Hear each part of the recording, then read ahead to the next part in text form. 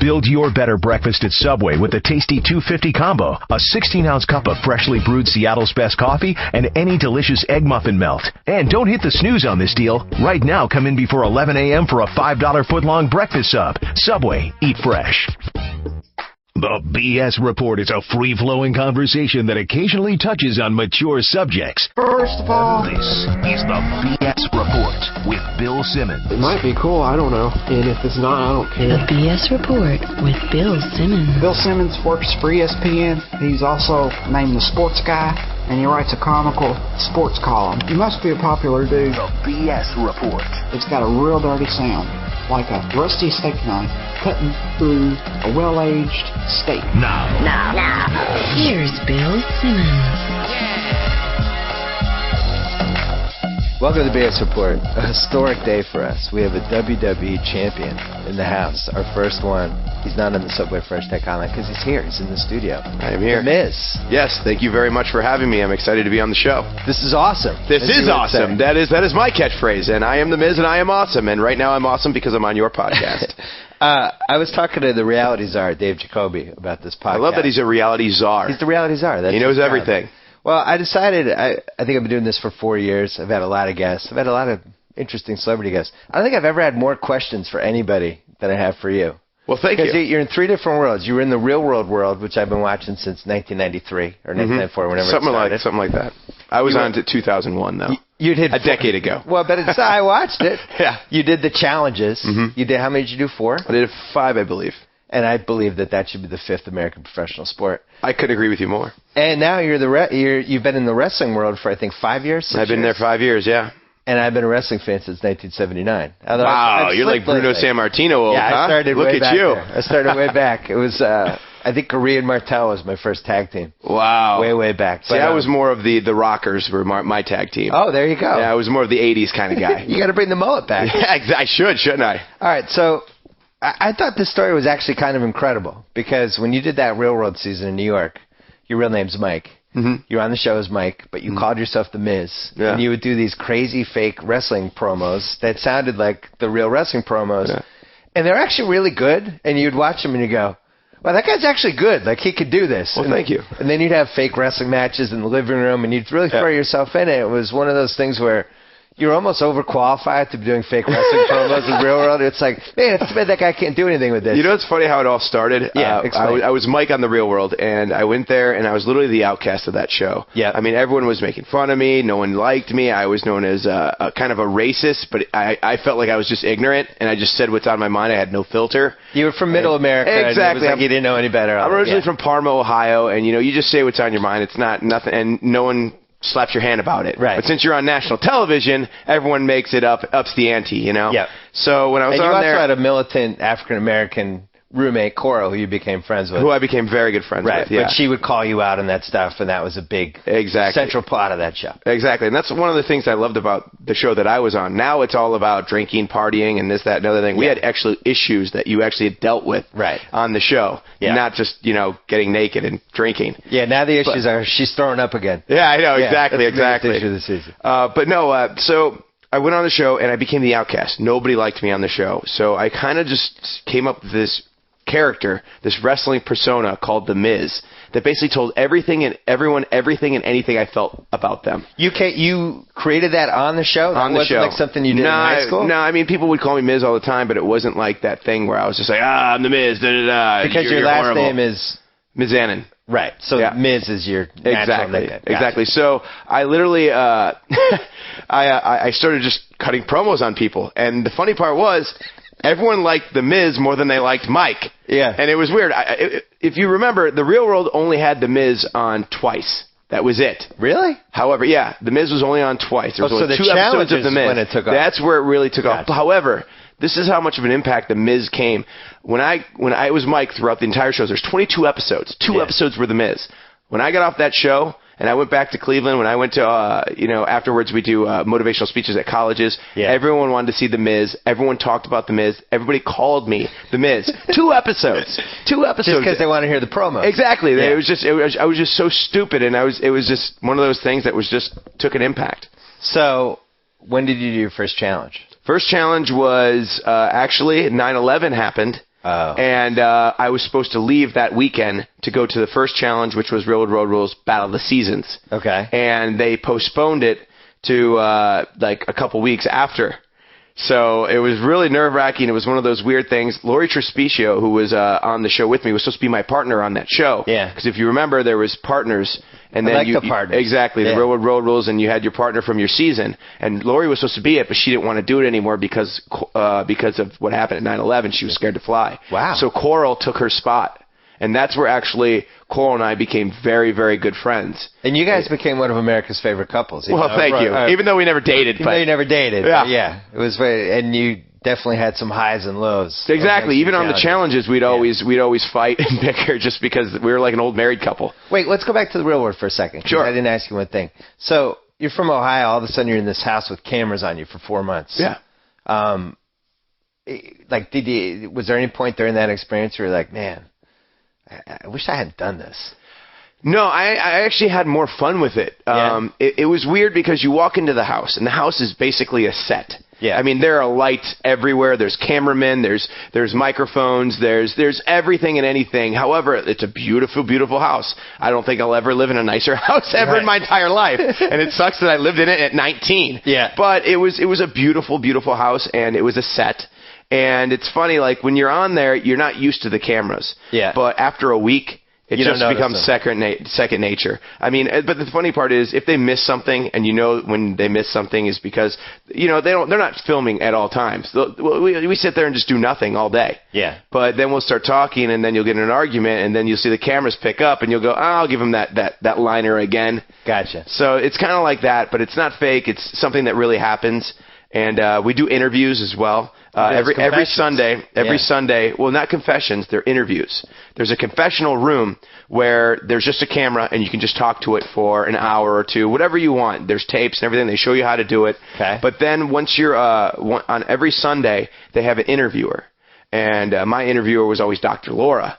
Dr. Laura would bring me in there and just basically talk about my entire week and ask me questions. So were they trying to get ideas for plots, or they're trying to push you in directions? No, they wouldn't push me in directions. They would just ask me about my week and speak in present tense, and it was like, so Mike, how was, your fight with Coral?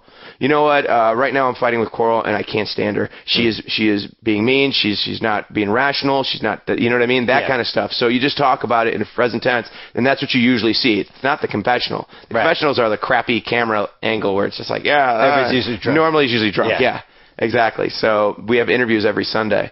So, I mean, had you seen a lot of the seasons? What made you decide to sign up? I was a huge Real World fan, and the Real World New Orleans, which was right before my season, was my all-time favorite. That was I watched it in Come On Be My Baby Tonight. Yeah, exactly. One of the great David. moments ever. Yeah. Oh, it was beautiful, wonderful. So the first one was when you were like 10. So you basically grew up watching all the seasons. But I didn't watch a lot of them. I watched San Francisco. I thought that was fantastic. And then I watched New Orleans. I think most people have their seasons that they watch that they stick to, and other seasons they just fall out of.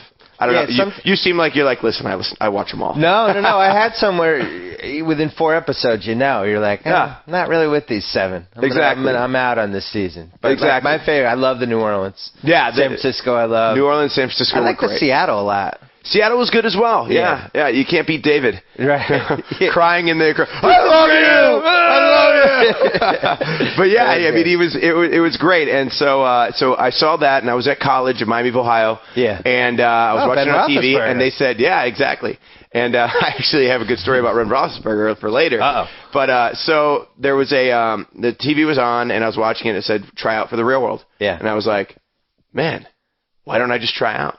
Yeah, so I did. I set out, me and my friends, or my friends and I, we all went out and got my video camera and just started filming me doing stupid stuff. So I guess you were outgoing and charismatic at the time, and it was. Yeah, it was one of those things like I really wanted it. So I was good. There was nothing that was going to stop me from getting on this show. Yeah. So my friends all helped me, even though all my friends and everyone at Miami of Ohio were like, you're not going to make it. What's going to stand you out from 40,000 people? Yeah. You'll never make this show. So finally, I got a call back. Had to fill out a 150-page application. Ooh. Yeah, 150 pages. Yeah, of everything and anything about your life. Ooh. Sex life, mom and dad, this, that, the other thing. Oh, my God, it was the worst. So filled out that thing, sent it in. They called me back, and I had to do an interview where there was a camera on me. Like I set up a camera, and they had a speakerphone, and so I would talk to the camera while they're asking me questions on the speakerphone. And those lasted for about a half an hour. Wow. And literally, it was questions like, if you were an onion, and I peeled back the fraternity guy, I peeled back your mom and dad, what is at the core of Mike Mazzani? And I literally went, I don't know. Yeah. I have no idea. They just want to pick you apart. Yeah, they're just picking You're like you a apart. laboratory frog. Exactly. So finally, I made it onto the show after about like 8 interviews of 5 months of interviews. So you were basically, because they pigeonhole everybody into the little roommate spots. So you were the Midwestern guy. Yeah, who I was only the knows frat the guy. world he's in. Midwestern frat guy who needs to have his eyes open. All American to token people. white boy. Yeah. Because they always have the white guy, the good-looking white guy, and then he could go either Midwestern or he could be like preppy, kind of bully guy, or that can. But so you started doing the challenges. Mm-hmm. And that extended the fame because the challenges, I feel like are what made me. Yeah, I mean, it was really made me. In a way, became more popular than the Real World. They really did, and they're more interesting, I think, and they're a lot more fun to do because it's only a month of filming. Right. Real World is 5 or 6 months of filming. Yeah, and literally you get paid $1,000 a month. Wow. Yeah, but the thing is, I would have done it for free. Right. Well, they know that, and all the stuff that comes afterwards, it makes you so much more money. So. The challenges are so much fun because you make more and you get to win prizes and you get to get cool things. I got to skydive. Wow. I've gotten to fly a plane. Yeah. I've gotten to do the stupidest things you possibly could do. You know, I've bungee cord jumped. I've went into I've eaten a huge thing of ice cream where I threw up afterwards. Yeah. And it was just, I mean, some of the stuff is just disgusting, but I mean, it's fun. Well, it seems like it's gotten more. I don't know if you probably still don't watch. I watch it here and there. I try to get back to my roots. They've gotten more athletic and dangerous with the stuff they're doing. Like now it's really like you're all in at this point. When you were doing it back then, it was kind of a mix of partying and they'd have like, hey, let's put everybody in a bathing suit and try to like warm up an ice cube and stuff like that. Yes, now warm it's up like an ice cube. Now the stuff is like I watch it and I'm like my heart's churning. They're in like a 13-story building walking a tightrope and we've done that. I've done that. But it's like every week, though. Yeah. Like they don't concentrate on the partying as much. It's funny. The Real World Rules Battle of the Seasons was pretty easy for me. Yeah. The Gauntlet was the most brutal one I've ever done.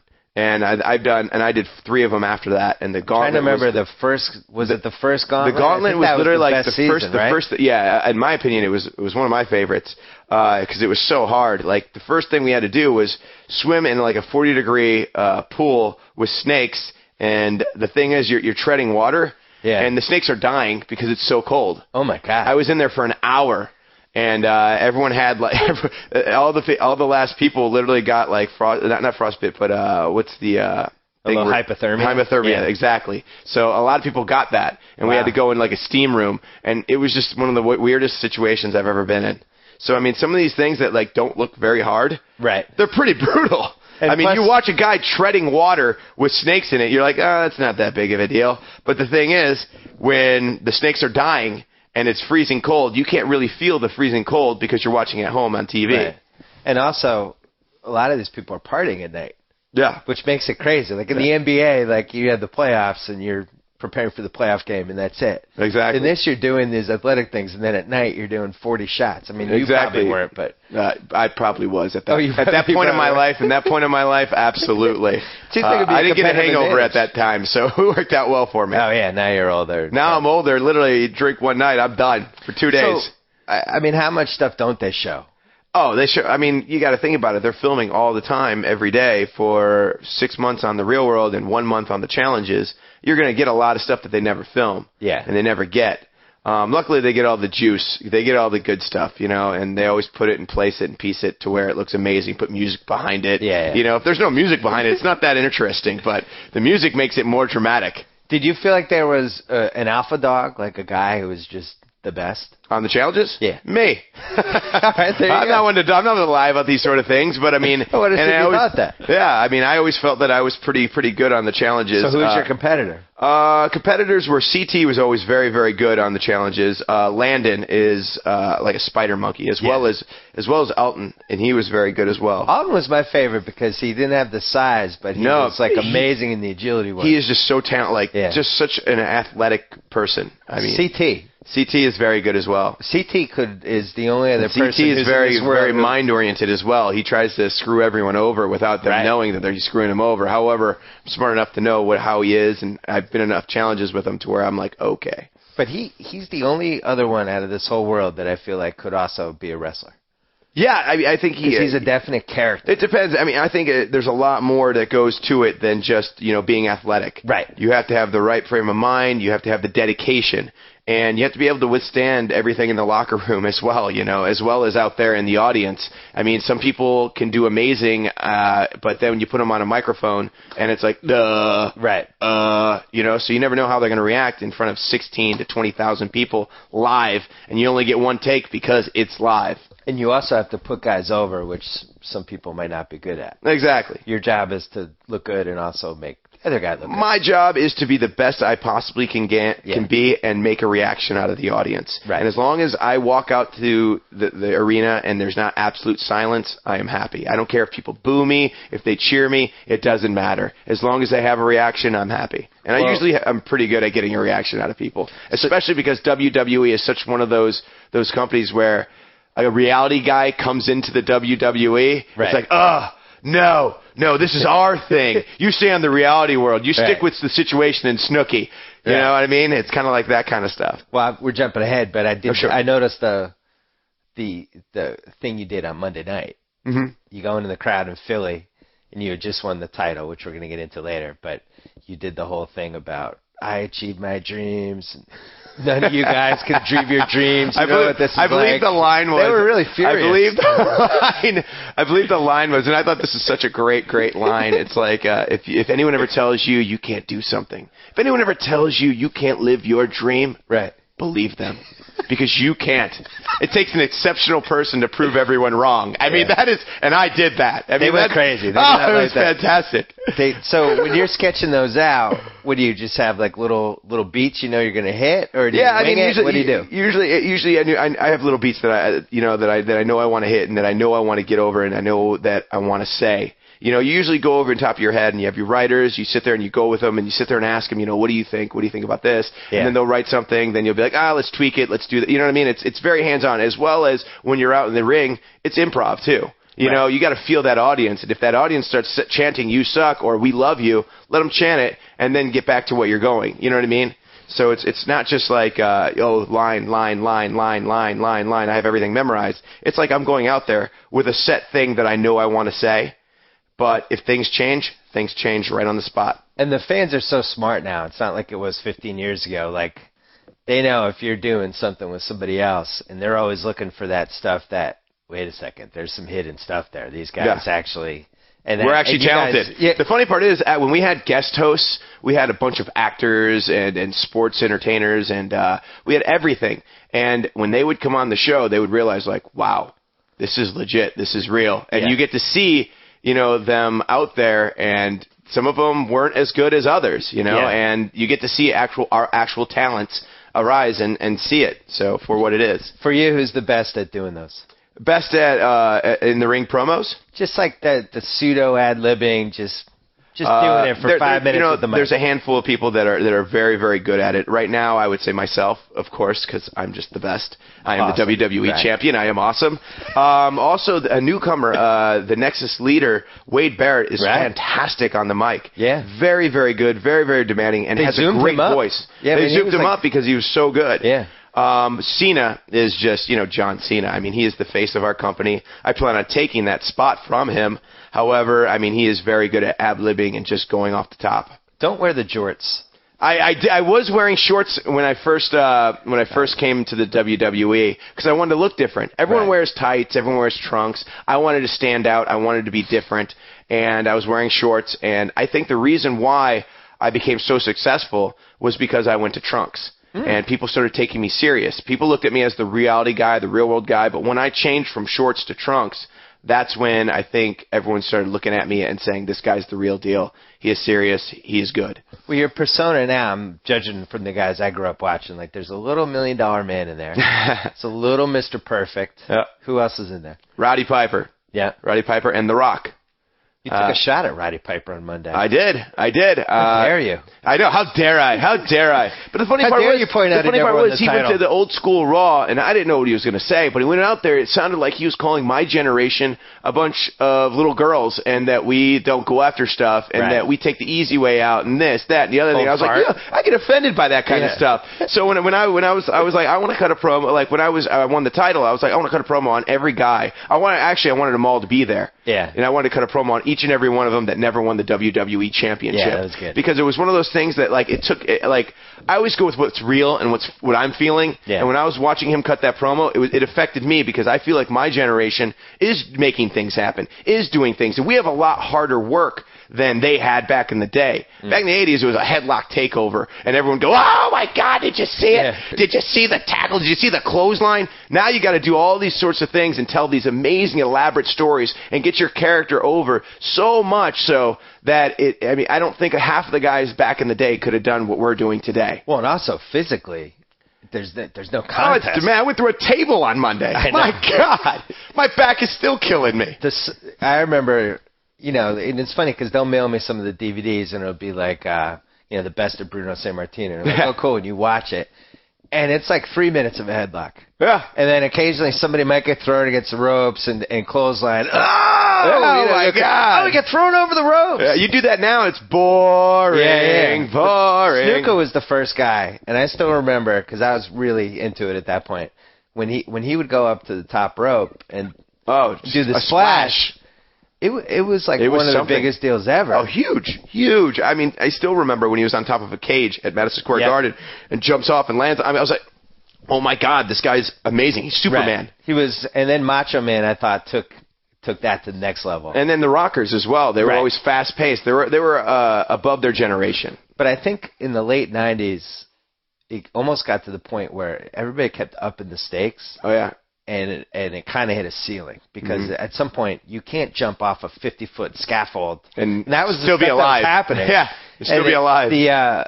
What was the ECW? I thought those guys almost took it a level too far. Crazy. They were nuts. There's just no way your body's going to survive. Barbed wire matches and just, it was incredible. And I remember that era where we had ECW, you had WCW, you had WWE, you had the Attitude Era, all competing. Yeah. I mean, it was an amazing time, and they were just upping the stakes, and it was incredible. But to go to what we are now, which is we are PG, we don't do anything that kind of stuff. So you got to be smarter. We can't swear on national television anymore. I can't say, I'm going to kick your butt.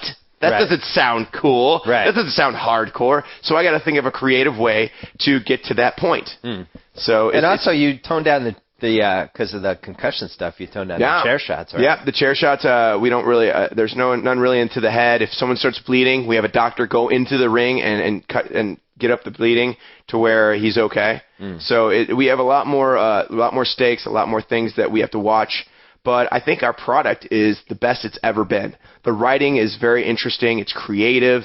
And we don't need all that stuff anymore because the characters are the ones that are really driving the force, which I believe. The Cena angle is one of the best they've ever done. Oh, it's fantastic. I mean, you have these new NXT, which NXT is another show with WWE where these brand new kids come in. And everyone's telling them, they have pros that mentor them, and we're telling them, make something happen, do something with yourself. You're not doing it right. So then Wade comes in and says, I'm going to show everyone exactly what Nexus is all about, or NXT is all about, and literally went in and tore up the entire arena, and no one's ever seen anything like that. It was incredible. He made a statement, which is exactly what he needed. Right. So you don't get those moments anymore. When I won the WWE Championship, no one expected that. Everyone thought I was going to be the first one to lose the WWE Championship, but I didn't, and I won it, and it was one of the biggest newses that week. Yeah. I mean, I couldn't believe how many people were talking about me winning the WWE Championship. MTV, Us Weekly, like things that never happens when title switches anymore has happened. So it's incredible. I told you this when you showed up.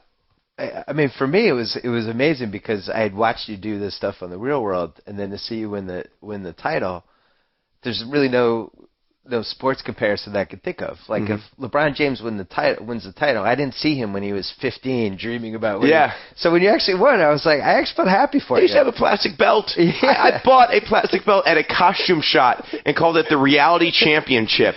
And it was a WWE championship, and I would raise it up all the time. I still have it in my room, you know, and it's kind of funny how I had that championship that I bought for $5 at a costume store, and now I have the real thing. Do you have a picture of the old belt? Do I have a picture with me? Wait, no. When you were a little kid, do you have a picture of that? I have that online. What? Put that online. Well, it's on the Real World. I had the plastic belt. Oh yeah, but you should do the juxtapose. The what? The juxtapose of the two photos of. Oh right, the fake belt. That's actually a good idea. I never thought of that. With the Cena thing, here's why I thought it was going to go. Because, he was going to get fired if he turned. Now, obviously, he was going to turn against these guys. They haven't had a mask situation in a while. I thought he'd come back and is that John Cena? He comes back as some new character, and everybody's trying to get the mask off to try to see if it's him, but they can never get it off. Yeah. That could have gone for 3 months. It could have went for 3 months. But they immediately went to, he came back. He's not even back. He bought tickets to the show. Right. And then he just beat the crap out of all the NXT and the Nexus. So that's going to be the angle. I don't know their angle as of right now, but that's the way it looks like to me. Well, when does he declare war on you? Hopefully, if he's lucky, never. Who's your feud now? My feud now? Well, I took it off of Randy Orton. Right. I mean, this last Monday I went up again. Randy Orton wasn't there. He was getting an MRI, and he was injured. Well, explain how you won with the Money in the Bank thing. Well, I won a Money in the Bank contract, which is I can have a WWE championship match anytime, anywhere. It's your prerogative. It's my prerogative. Anytime, which means, like, say if Randy Orton, who was the champion at the time, if he got beat the crap out of, he's laying half dead, I can cash in my Money in the Bank contract. Say, I want a match with that half dead guy, the champion, right now, and just cover him and win. So. And how did you win that? Explain that part. Well, in Orlando, Randy Orton had a championship match against Wade Barrett. Wade Barrett came out and gave him his finisher. And once he gave him his finisher, Cena came out, ran out, and hit Wade with his finisher. All the Nexus comes out. They all take Cena and chase after Cena. So all the Nexus people are gone. It leaves Wade Barrett and Randy Orton in the ring together. Wade Barrett just took Cena's AA. So they get up. Orton hits him with an RKO, 1, 2, 3. Now, before that match, to give Wade, I guess, Wade was actually smart. He had all his Nexus come out and beat the crap out of Randy, and Randy tweaked his knee really bad. Right. And so then they had the match, and that whole thing went down, and Randy still won. So Randy's knee was hurt. He just got done with a match, took Wade's finisher. What a perfect opportunity for me. You come flying in. I come flying in, cash in my Money in the Bank. Now, if you remember all the other cash-ins, usually people are half dead. Like they could barely walk, barely stand. Randy was standing. Yeah. I gave him that much. So people were all like, "Oh, what cheap, what a coward." Da da da. I gave Randy the best benefit for him. I mean, I could have waited until he was, in a cage match or in some sort of weird match that, like, literally he went through a table and this, that, and the other thing. But I didn't. Yeah. He had a tweaked knee, but he still was standing on his ground. Hey, you won the Money in the Bank thing. Exactly, and he knows that. And I told everyone, I'm going to cash it in at an opportune time. So the champion better be ready at all times. Right. So cash it in. We went through a match. Like, literally, usually those aren't even matches. Yeah. But Randy is such a hardcore kind of guy that you really have to take it to him.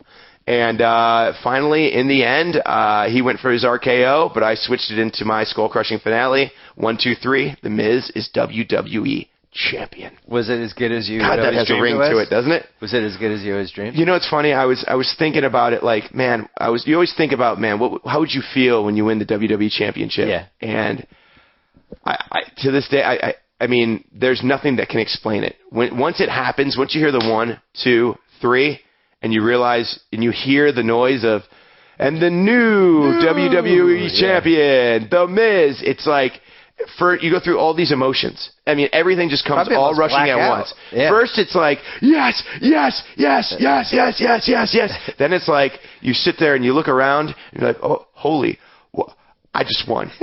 Oh my God, I just won. And you start choking up, and you're like, wait a second, I can't cry out here because I'm tough. I'm a champion, you know? Yeah. But sometimes it just comes rushing to you. And I had Alex Riley, my protege, out there as well, and he's jumping up and down excited, hugging me, and the fans are going nuts and booing me. And you had that famous clip of the little girl. Oh my God, the little girl giving me the demon stare. She totally was. Oh, she was not happy. And they had a lot of clips like that of shock and awe and anger, and it's like that's what you want when you win a championship. Right. That kind of reaction. What happened when you went backstage? Backstage, I walked backstage, standing ovation. Everyone was backstage clapping, and it was very, very cool. And I saw John Morrison, and it's funny. I saw John Morrison, and I go, Your old tag team partner. Yeah, my old tag team partner. I go, I told you I wasn't the Jannetty. Because we'd always go back and forth on who was the Jannetty, because the Rockers, the Rockers were Shawn Michaels and Marty Jannetty. And Shawn Michaels went on to huge fame, huge success, was champion numerous times, and Marty Jannetty kind of fell off the face of the earth. He became Andrew Ridgely. And everyone, when we split, thought I would be the Jannetty, where I would get, fired within the first 3 months or whatever, but that didn't happen. It was kind of a joke between us, but it was like one of those things like, wow. Well, I'm convinced that's one of the reasons that tag teams kind of faded. They weren't as big. They aren't as big now as they were when I was growing up. Yeah, and I almost wish they were, though. Was a tipping point. Yeah, nobody wants to be the Jannetty. Yeah, I know, but I just wish they would put more into the tag team matches, because you remember the back in the day, Demolition, Legion of Doom, the Bushwhackers, the Rockers. Right. These were incredible tag teams. I went further back, because for me it was Gurria and Martel. The Samoans. You like Tony Gurria, huh? Well, Gurria, he'd always get his butt kicked for 10 minutes, and he could get to the rope but couldn't quite get there. Martel would just be going crazy, and then he'd finally get him, and Martel would do the, it's a house of fire, and do the whole thing. Man. Yeah. But it's great. Tony Gurria is still around. He's still around, actually, and it's great, because he always has something to say. He always has some input, and he's because with the tag teams, eventually it's going to go south. Well, you never know. That's what just hangs over. It's so funny. People always say this is going to go away. This is going to go away. Then all of a sudden, some sort of impact happens to where, boom, it's back. No, I meant the relationship. Oh yeah. The relationship will always. It's just such an easy plot to stick in there, because eventually somebody's going to resent the other guy. The best I ever did it was with the Mega Powers, with Hulk and Macho Man. Because it was like Miss Elizabeth. And Macho Man thought Hulk had the jealous eyes. I'm hoping that actually happens with LeBron James and Dwayne Wade. I hate LeBron James. Oh, well, I'm from Cleveland. You're from Cleveland. Do you have any idea what it's like to be from Cleveland and to have that happen to you? When a guy goes on an hour show called The Decision, and you think he's going to say Cleveland. How could he not be at a Boys and Girls Club place and have an hour special, not say, you know what, LeBron James said that LeBron James is going to win a win a NBA championship, and I'm going to win a championship for Cleveland. I'm staying in Cleveland. This is the home. This is my. He could have cut this amazing, elaborate promo, and he would have been the hero like he is or was in Cleveland. Yeah. We had a huge banner up about him. He was Cleveland, Ohio. We loved him. We cherished him. Well, now they have then he goes on. I know, but then he goes on this decision and says, LeBron needs to think about LeBron. Yeah. I'm going to take my talents to South Beach. You kidding me? Right. South Beach? You can't even sell out South Beach. You can't sell out. You have the big three. You got to be kidding me. You sold out every game in Cleveland, Ohio. Yeah. You sold it out because we cared. We loved you. Miami doesn't care about NBA. They care about fist pumping in South Beach. That's what they care about. It sounds like you need to go to Miami and just go crazy. I was actually going to go to the game on Thursday because this is Why don't you? I really want to, but I just was home in Cleveland. I'm never in LA. I'm never home in LA. So it's one of those things. Like I was like, man, do I want to do it? Do I want to go? And honestly, I don't want to go because my expectations are so high. Yeah. That what happens if we lose? Yeah. What happens if it's not as good as I thought it was going to be? What happens if he scores 45 points? I'll end up storming. I'm actually protecting LeBron because I think I would storm out and beat him up. You know what I mean? I was actually thinking about bringing my WWE championship because I brought the championship to Cleveland, not LeBron. Well, let me tell you something. I think you're hitting something here. I know, right? This LeBron thing's the biggest sports story. You might as well declare war on him. And I actually did. In Miami, we had a Survivor Series in Miami, and then the next day was in Orlando, Raw. So in Miami, I cut a promo and basically said, LeBron is overrated. He's Dwayne Wade's little sidekick now. I had a 10-minute promo about it, and everyone just went nuts. But it was one of those things, like, when we were in Miami, I asked one of the writers, I was like, listen, you have to let me please say something about LeBron. And they're like, well, how can we turn this into, I don't care. I just want to say something about LeBron right now. And so they were like, okay, you got 10 minutes. Boom, went out there and just ripped him apart for 10 minutes. Well, wait a second. So everybody says that Cleveland hasn't won a title since 1964. Yeah. They won when you won the WW. I think you ended the drought. I ended the drought for Cleveland. You're not getting enough credit for this. I don't think so either. It's been 56 years, but now they have a WWE title. I mean, I don't think the Browns are going to do it this year, which is terrible. I mean, because we don't even know what we're doing with our quarterbacks. I mean, we had McCoy who was safe. He got hurt. He was safe though. He wasn't doing I mean, everyone was like, oh, Colt, man, he's great. Da da da. He wasn't making mistakes. He wasn't putting up numbers. Yeah. You know what I mean? He wasn't a playmaker. I mean, but the Hillis is just incredible. No one ever expected that. And then you have the Indians. Cribs, but Indians I don't even worry about anymore. I think you're going to win the game against the Heat. I really do. I think the energy in that stadium is just going to be That's incredible. The reason why I wanted to go so bad. It's one of those things like, oh man, do I really? And I was asking everyone. I was like, would you go? Would you go? And half and half, because the people in WWE were like, dude, how many times you get to go home? And literally, I'm home this week. I wasn't home last week. I won't be home next week. I won't be home the week after that. So anytime I can get 3 days at my own place to do my laundry and sleep in my own bed, I try to do it. But this is one of those once-in-a-lifetime opportunities. And I'm like, God, I don't know what to do. Watch it on TV. That's what I was thinking. I was thinking, go to a sports bar, watch it on TV where I can be, yelling at the screen, and hopefully everyone will be like, yeah, that guy's from Cleveland. He knows what's up. Tell the story how you actually ended up in WWE, because you told me before we started the podcast, and we never actually told it on the podcast. So I did the Real World. I did the challenges. While I was doing the challenges, I was going to an independent school called UPW, and I was learning the craft, trying to earn my stripes. And once I got to wait, hold on. So for money, you're doing the challenges, and you're also hosting those parties. I'm hosting parties where literally I would get paid to go to a club and drink. And they would advertise it as The Miz from Real World, whatever. Challenges, come meet him, and people would actually come. I got paid anywhere. It was like $3,000 at the time. Whoa. Yeah. To go to a bar and literally just drink and have fun. You have to be there for a minimum like an hour. But I would literally go all night just because I would have beer chugging contests, because nobody at the time could beat me at beer chugging because I was a champ at that. I had so much practice. I went to Cancun for a month. Wow. For spring break, because they paid me to go to Cancun. And probably how amazing is that? Not a bad way to meet girls. Live my early 20s. Are you kidding me? I mean, I was barely legal to drink, but it was incredible. It was one of those times, and then I would go to colleges, even though I didn't finish college. I would go to colleges and speak to students about motivating them to do something with their lives. And students would come. I would have 1,000 people every time, and it was incredible. People would come see me. So for money, I would do that. But when I wasn't doing that, I was on the independent scene, trying to make my way, earn my stripes to make it to the WWE. And you ended up on that show Tough Enough. Yeah, 3 years later, by the way. People always thought that I got put right from reality shows right to WWE just because I was on reality shows. Right. They didn't even look at me for 3 years. And finally I tried out for Tough Enough. And there was 50 people there that they chose, and I made the top 8. And then went through that whole show and the fans vote, and I ended up losing to Daniel Puder, who is no longer in the WWE. Where are you now, Daniel Puder? Exactly. Where's Daniel Puder now? I mean, I see him around L.A. here and there. Nice guy, but he just never had the passion, and I had that fire. I wanted it so bad. So you think you didn't win because you had that reality stigma still? And I actually do believe that I had the reality stigma. WWE fans, the WWE universe, are very protective of WWE, which I love. And you have to earn your stripes. You have to earn your way to gain their respect.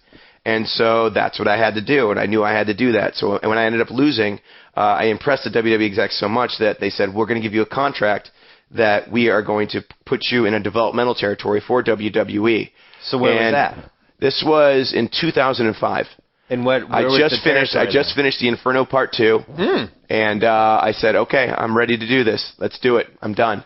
So I finished Inferno Part 2, went on to developmental, took a pay cut from the reality stuff that I was doing, all the bar tours, all the college appearances, everything like that. took a pay cut and said, I'm going to go to the developmental territory and earn my stripes in the WWE. Cut down on the drinking. Exactly. Cut down on the drinking, cut down on everything.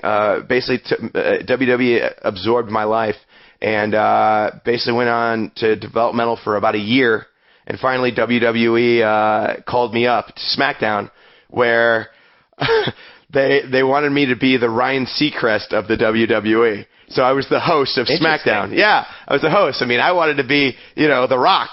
Yeah. But they wanted me to be Ryan Seacrest. Yeah. So I was like, okay, all right, fine.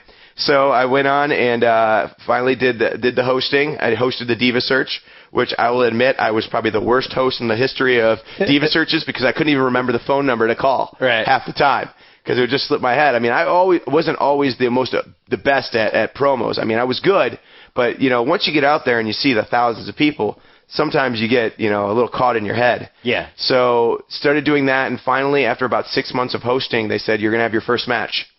And I had my first match against Tatanka, and this was in 2005, probably around October, November. Like remembering who you lost your virginity to. Exactly. Like that, yeah. Exactly. I lost it to Actually, Tatanka. it was 2006. 2006 was my first match in the WWE, and it was around the October area. So were you a jobber coming out of the gate? No, I actually won. Oh. I actually went like 8-0. I was good for how long was I good for? Like 8 months. I was undefeated. And then the boogeyman came and ended my undefeated streak. And literally then I just fell apart. And then I was getting lost in the shuffle in SmackDown because there's so many superstars at the time. Yep. And literally I got drafted to ECW. Once I got drafted on the ECW, that's when I really started getting an opportunity to do something where I started understanding WWE more. I started understanding the WWE universe. I started understanding my character more. And once I formed a tag team with John Morrison, that's when it all started taking place. That's when it really helped because John Morrison was way better than me at the time. I mean, he was incredible in the ring. I thought his psychology was great. And so being a tag team with him and being tag team champions, we started having these great matches. However, nobody knew who The Miz and Morrison were. So we were like, you know what? Nobody knows who we are. We asked, I remember asking Stephanie McMahon, can we have a show on WWE.com called The Dirt Sheet? And literally we just do whatever we want. We'll write it. We'll produce it. We'll do everything we can. We just want people to know our personalities. We want people to look at us and go, I know someone like him and I don't like him. Or I know someone like him and I like him. I want to watch this guy even more. Right. So while we were having great matches on TV, no one really knowing our characters, we started doing a WWE.com show called The Dirt Sheet where we wrote it, produced it. We did everything for it. And it got on WWE.com, and it was the #1 show on WWE.com. There was and after we started doing it, 6 shows ended up starting after it with everything. So we kind of started a whole thing on WWE.com.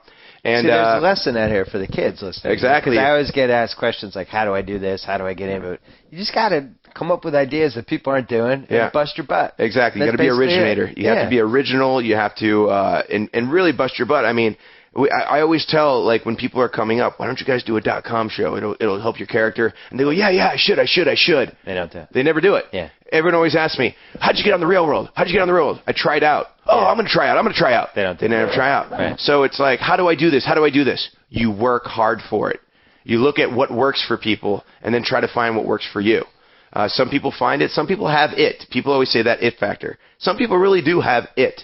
That thing that people are just drawn to, that you're interested in. The Rock was like that. Exactly. Yeah. You're just drawn to him. You don't know why. You don't know what it is, but it's it. Yeah. I thought, for me, The Rock, had the most elements that you'd want. Yeah. And it was almost like, you just felt like, all right, he can take this into movies at any time. He was so always good with the mic, but he was also a really good wrestler. Yeah, he was entertaining. Hogan was never a great wrestler, and they always had to protect him. And well, I mean, he had his ways. I mean, sometimes all you need is, a little hand to the ear, a leg drop. Sometimes that's all you need, and you're the biggest star in the WWE. You know, need 3 moves. Exactly, but I mean, that's all he needed at the time. I mean, how many moves back then did anyone have? Nobody had moves back then. It was a headlock. You know. How did you decide on a finishing move? Honestly, this is my 3rd finishing move. Yeah. I had the Wizard of Oz, which I still think that's the greatest name in the history of finishing moves. And that one just didn't work for me because you couldn't do it to everybody. Yeah. Then I had the reality check. Why can't you do it to everybody? Because it was kind of like a weird kind of. I had to spin a guy, and I can't spin the Big Show. Right. You know, Big Show's 7 foot tall, 500 pounds. It's kind of hard to spin. Got to be a malleable move. Exactly. So then I went into a knee lift into a neck breaker, but sometimes it just didn't look like it connected enough. Yeah. So I wanted something that looked brutal, looked vicious, and yet still was great. So finally, we were all trying to come up with some, and Dean Malenko was actually the one that, even though Chris Jericho will always say I stole it off of him, Dean Malenko is the one that actually gave it to me. So it's basically a full Nelson, and I sweep the leg, and I drive the head right into the mat. And I think it looks brutal. I could do it to anyone, and it's pretty good. Don't do it to me right now. Yeah, I know, right? Don't do it to anyone that doesn't deserve it. That's why we always tell kids, don't try this at home. Don't try my Skull Crusher finale at home, kids. What do you think is the best finishing move ever, yourself excluded? Myself excluded, best finishing maneuver ever, the Stunner. Stone Cold Stunner. I mean, you could do it to anyone. Yeah. It was great to watch. When he flicks someone off and then kicks him in the stomach and does it, I mean, God, that's the best finishing maneuver ever. Was he, if you had to rank the Pantheon? Oh, who's the best? Well, just who had the best run since you've been following? Since I've been following. I mean, I feel like Stone Cold, in my opinion, 1 year. Well, for me as a fan or total, like who is the one that – I mean, Stone Cold is number one out of everybody. However, as a fan, The Rock was always my favorite. Okay. So The Rock – it was like The Rock and then Stone Cold for me. Stone Cold had that one run where it was just – especially because they were still competing against the other channel, and he tapped into something that I don't think had been tapped into before. It was like kind of angry against a man, and then they worked Vince into the plot, and it was – well, you always love a guy that whoops on their boss. Yeah. I mean, everyone can relate to that because, you know, it's one of those things that was just incredible. Well, let's talk about your boss. My boss, Vince? Yeah. Vince is great. People are fascinated by Vince. He is, because he's a fascinating man. You never know what he's going to do. He's 110 years old. He's not that old. He looks great, though. He looks great. No, I mean, you go watch the old stuff from the mid-'70s. He's the announcer. He's an announcer. I know. And now he's... in a very tight suit. Exactly. He didn't have suits that fit him until he... What makes it, whenever you wear something tight, like I wear a size medium shirt when I go out because the tighter it looks, the bigger I look, all right? So I can relate to Vince on that aspect. So how much... So obviously... You're low in the totem pole starting up. He's has no time for you. At what point? He always has time for you, actually. Really? When I first got into WWE and I was going to be the host of SmackDown, I had to sit in his room and had a meeting with him. Really? Sit in his office and had a meeting with him about what he wanted out of me as a host of SmackDown. So he's that involved. He's hands-on. Wow. It's Even his baby. now. It's his baby, man. Yeah. He's made WWE into this huge global phenomenon. Yeah. So he protects it as much as possible. So when did you feel like, because in a way it's almost like trying to impress, I don't know, your girlfriend's dad or something. Yeah. Like, oh, he likes me. Yeah, right. Oh, he talked to me that time. Like, when did you feel like you were kind of getting in with him? I've always felt like I've always been pretty good with Vince. Yeah. You know, I think he has that aura that you don't feel.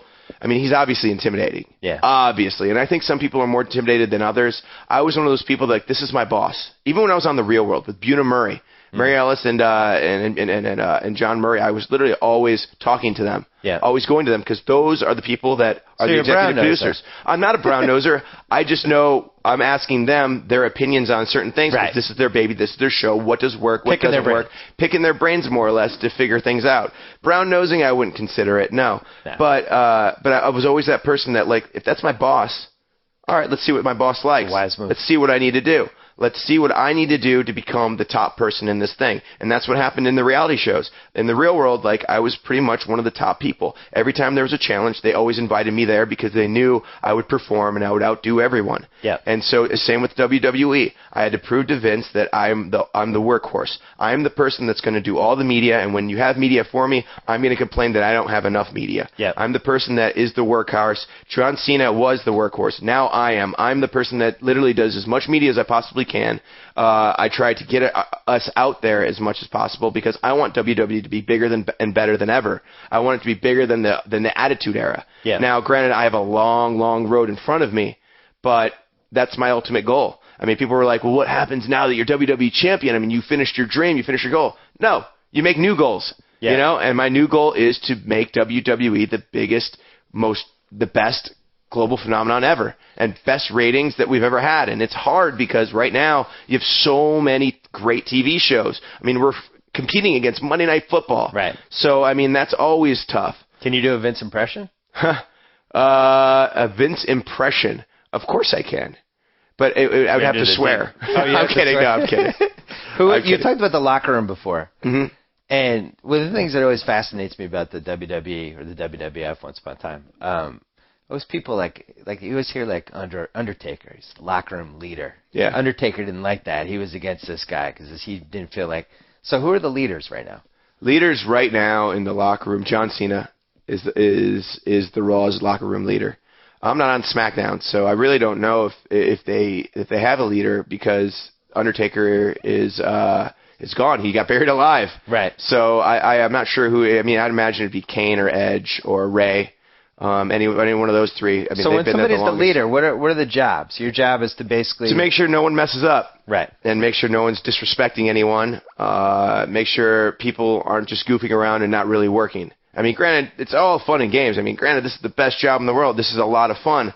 But if someone starts, goofing off while you're out there and not really understanding the storyline and where we're going and what we're taking place, that guy needs to be settled down and talked to. And that's usually one person? It could be a bunch of people. I mean, Because Triple H, I mean, he's married to Stephanie, who's Vince's daughter. I mean, he's got to be involved too, right? He's always around, yes. Yeah. Yeah, and he's a great mind to talk to as well. Right. He always has something good to say and something that really, that could precede your story. And what about Stephanie? How involved is she now? Stephanie, I haven't seen her in a while, but she usually is very, very involved. I mean, the whole family's pretty much involved. Yeah. Shayna I haven't seen in a while. Shane's kind of out, right? Yeah, I haven't seen him in a long time, so I haven't gotten to talk to him. I'm not sure if he's behind the scenes or if he's gone or what's going on. And Mrs. McMahon just ran for Senate. Yeah. Yes. I'm surprised she lost. I mean, she would have been an incredible senator. Right. I really believe that she would have been, but I think the state is more Democrat, so it kind of falls into that kind of aspect. So where do you see the next year going? Because it seems like up. Well, I'm the champion, baby. So it's going up. But is Cena, is he out? Because sometimes they'll do this. These guys want to make movies. Mm-hmm. They only show up for a couple pay-per-views. I don't think Cena's that type of guy. I think Cena's very, very loyal to the WWE. I don't know what's going on with what's going on with this because they need the guy to carry the show from week to week, and obviously you have the belt right now, so you're a candidate. I would hope so. Yeah. And the thing is, the way I want to be champion is I want to be the most unpredictable, most must-see champion. And how do you do that? You do it by shock value. Yeah. You do things that nobody else has done. For instance, last Monday, I had a TLC match with Jerry the King Lawler. Jerry the King Lawler, a legend. And the reason why I wanted that, the reason why we had that match is because I was just basically talking crap on all the legends. Yeah. And basically, I was hurt by what Rowdy said. Talking about generation, like my generation's, we don't work for what we do and that kind of stuff. It was more like a screw you, man. Yeah. I work very, very hard for this.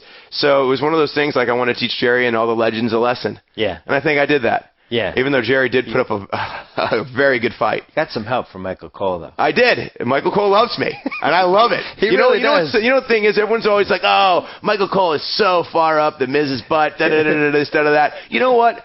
Thank you. It's about time. Every commentator has always hated on me. JBL would rip me apart every time when I first started. Every commentator has always hated me, never really, put me up in the whole pedestal. I mean, JR was always very, very good at everything, but I wasn't really ever on JR's show.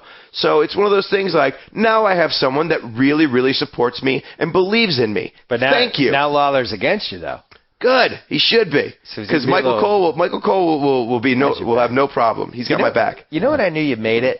What's that? One of your headed places? When you had a guy that came with you wherever you went. Yeah, Alex right. Riley. Yeah. I have Alex Riley's my protege. Well, we had a show called NXT, like I talked to previously. And NXT is a show where there's a mentor and there's a pro and a rookie. And so we put them on the show, and all the rookies fight to be the top rookie, and the fans vote. And we vote to see who will make it and be WWE's next breakout star. Mm-hmm. And so Alex Riley was put onto me. I also had Daniel Bryan, who I didn't like. People actually thought Daniel Bryan should have been my pro because on the independents, he was like a god. All the fans loved him. And I was still this reality guy that everyone looked at as just a reality guy. And that I can't wrestle and yada, yada, yada. So they thought Daniel Bryan should be my pro. However, we went through that whole season, and Daniel Bryan didn't end up winning. Now we went to the next season, season 2, and I was the only one to actually go back because I wanted to. And Alex Riley became my rookie, and Alex Riley did everything I said, did everything. However, this time, the first season, it was our vote. The WWE pros got to vote, not the fans. The second season, the fans got to vote. Okay. And nobody likes me. Nobody likes Alex Riley. So guess what? He's probably not going to win, even though he was the best candidate to win. You don't get to keep him then? Huh? What do you mean? But he still gets to stay with you, though. Yes, because I signed him to a personal services contract. Right. So he has a personal service contract to me. Well, my 31 years of wrestling fan experience here are telling me that I'd be careful of this Alex Riley. He might like you now.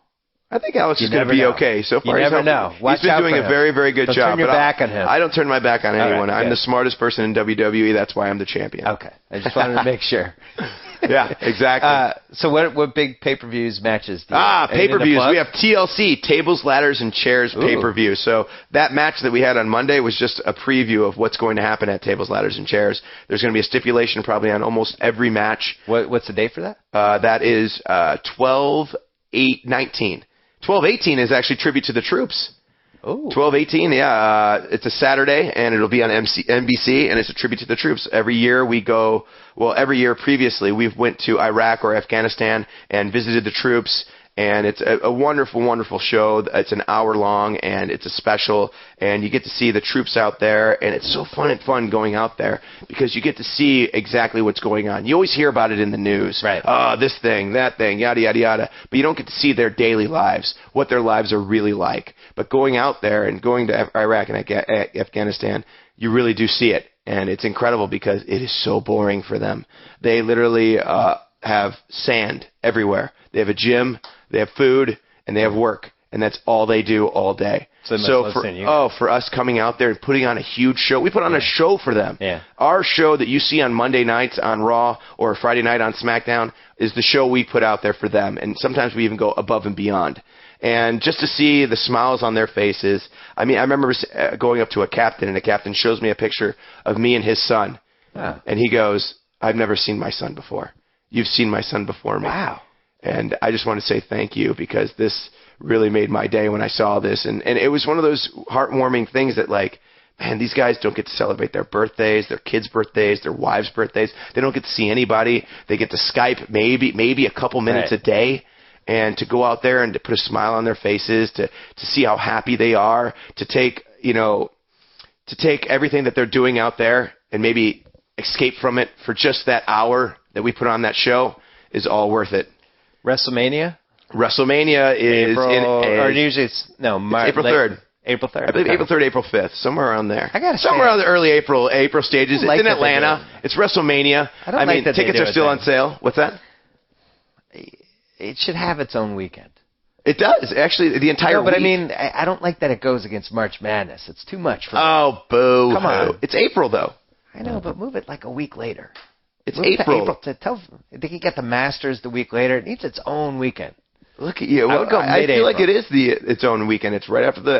Going against March Madness, though. It's like, I don't think they can compete. And I don't think they have competed, actually. We do really well. That's like our thing. And then it's a week before is the whole going into... the Hall of Fame thing. Hall of Fame. Except there is no Hall of Fame. This drives me crazy. We need an actual Hall of Fame. I know, right? A Hall of Fame that I can go to. These guys are getting elected to a Hall of Fame that does not exist. Well, it kind of exists in our WWE world, okay? That's the way it is. But put it in Orlando. I know, right? Or Stanford, where WWE's headquarters is located. Put it on Exit 9. Maybe something like that. I don't know. Totally work. What do you do? Do you carry around the belt all day? You didn't bring it here. I was disappointed. I'm sorry I didn't bring it to your studios. Does Alex Riley carry it around it's actually back at the place. All right. I don't like carrying around too much, especially with this one because it's big, it's bulky, and it's heavy. But you brought it out to dinner one night at least, right? At least. Oh, I showed all my friends back at home in Cleveland. I went home for Thanksgiving in Cleveland, and I have this every Wednesday before Thanksgiving is called Miz Fest. And I take all my friends out on a school bus, and we just ransack Cleveland. Miz Fest. Yes, it's Miz Fest 2010. It's the 8th annual, actually. Wow. 8th annual celebration was this year. And we all went out and had a blast, and I brought the title and showed everyone, and then I made sure it went home because I I'm very cautious of where it is at all times, right? Because I don't want to lose it, and I don't want to get mugged by a. It's like the Stanley Cup. You don't want to give it to the wrong person. Exactly, and you don't want to take it anywhere. I forgot to ask you this: why hasn't wrestling moved to having an off season? It seems logical. Like you could take 2 months off. Wouldn't that be good for your guys' body, a little rest, recuperation, maybe? Or you don't feel like you need it? I don't know. I kind of enjoy not having an off season. Really? I get bored really easily. And very quickly. Do you think you're in the minority or the majority with that? I think everyone's I feel like we're the hardest working company in the industry, and I think we take pride in that. Yeah. And so I think even if we were like, oh man, I'm so tired, I think the value of having no off season and saying, baseball has an off season, football, basketball, everything has an off season, even the greatest TV shows ever. That's why we're the longest running episodic program in television history. It's because we are so dedicated and we take pride in that. Well, it seems like it would give you a chance to break in some new people because nobody can work 52 weeks a year. And maybe that gives people... It gives chances at times. People get their time off, and time to heal and recuperate. If someone's injured or hurt, then we give them time off. No chance Coral gets involved in any of these things? I don't think so. I haven't talked to Coral in so long, but she did congratulate me on winning the WWE Championship, which I was surprised because I didn't think I haven't talked to her in so long that I didn't think she followed what I do. So you don't stay in contact with any of the challenge people? I actually know Ace from and Mark Long I keep in touch with. Because I would argue that, I think it goes without saying, I think you're the most successful alumni ever. Well, thank you very much. I like to think so. Yeah, I know. How much bigger can you get than the WWE champion? Yeah, you achieved your dreams. I did. I achieved the dream, and it's pretty incredible. But the funny part is, it's like I don't talk to anyone anymore, and it's so sad because they were a huge part of my life, and a huge part of a lot of them supported me. Supported everything I wanted to do. Granted, I think it was like one of those, I think you can do it, but in the back of my head, I really don't believe you're going to do it. Yeah, trying to motivate me, be happy about it and everything.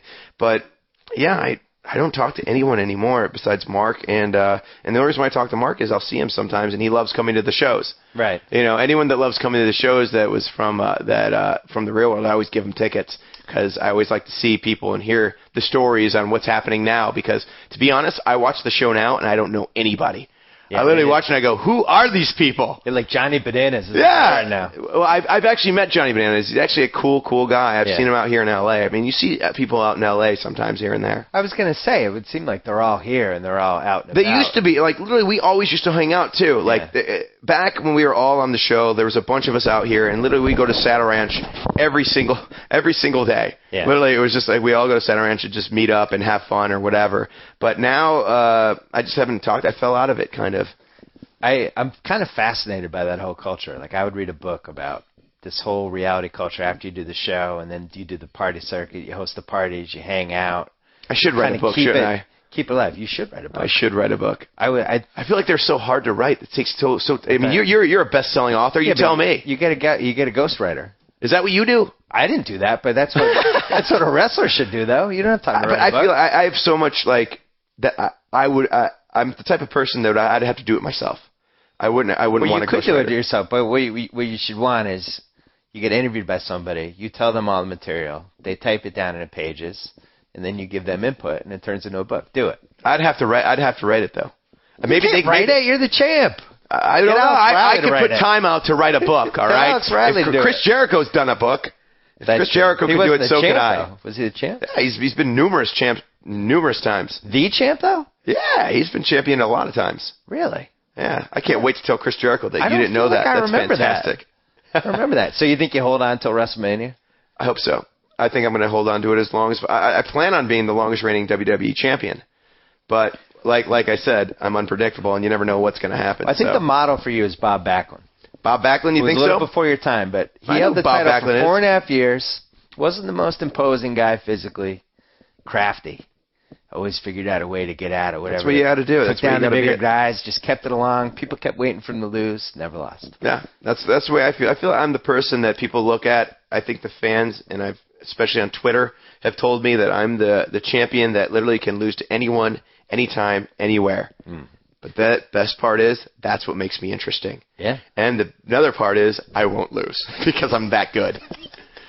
Well, listen, Cleveland. You might have a lot of venom toward LeBron tonight, but you have a new champ. You have somebody who's taken the reins, who has ended your curse from 1964, as far as I'm concerned. It's been 56 years of pain, but it's over. Only good things ahead for the Cleveland fans. Oh, wait, one last thing. You never talked about the Ben Roethlisberger Roethlisberger. Miami of Ohio's own. Yes, Miami of Ohio's own. So, Coach at the time, who is now on ESPN. Jonathan Coachman. Jonathan Coachman. He is on ESPN now. But before, he was our commentator for Raw. Yep. And we had a live event in Pittsburgh. And so I wasn't a big fan of football at the time. I just kind of fell out of it. Sometimes you fall in, you fall out. Now I'm a huge fan. I have a fantasy football team, everything. I'm number one. I don't mean to brag about it, but, it works out well. Champ. Anyway, so Pittsburgh, we're in Pittsburgh, live event. Coach brings me in and goes, hey, this is Ben Roethlisberger, quarterback of the Pittsburgh Steelers. He went to Miami of Ohio. I go, oh, cool, man. Rock on. Rock on. And literally that was the conversation. That was it? That was it. And literally, it was one of those awkward, silences. He was like, hey, how's it going? Da-da-da-da. And I was like, yeah. And I said something like Bagel Nosh, which is a bagel place in Miami. And he goes, yeah. He just had nothing to say. No, we both, it was one of those awkward things. Neither of us had anything to say. And it was just awkward and weird. And now I wish I could redo it all over again.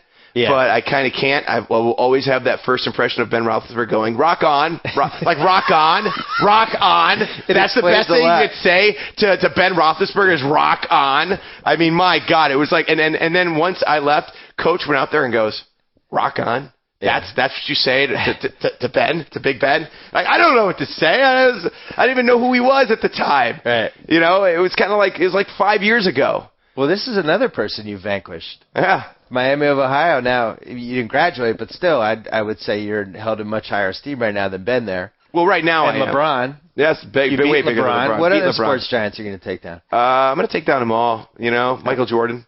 I think he's next. The Miz. Thanks for coming on. Thank you so much. Thank you so much. All Again, right. TLC, pay-per-view, 12/19, 12/18 is Tribute to the Troops on NBC, so check it all out, and as well as Monday Night Raw. Perfect. That's it for the BS Report this week. We'll be back next week with more BS Reports. Until then. So I get to sign off. Whoa. Thank you for downloading the BS Report with Bill Simmons. Too much fun. Check out more podcasts at the iTunes Music Store or at PodCenter at ESPNRadio.com. Peace out. We've got some big news, so if you're currently standing, please sit down. Get comfortable. You ready? Okay, here you go. The Chicken Marinara Melt is back at Subway. That's right, this Meltastic number is back as the latest $5 foot-long sub. Oh, mercy, tender chicken and marinara sauce under a blanket of bubbly melted cheese on fresh toasted bread.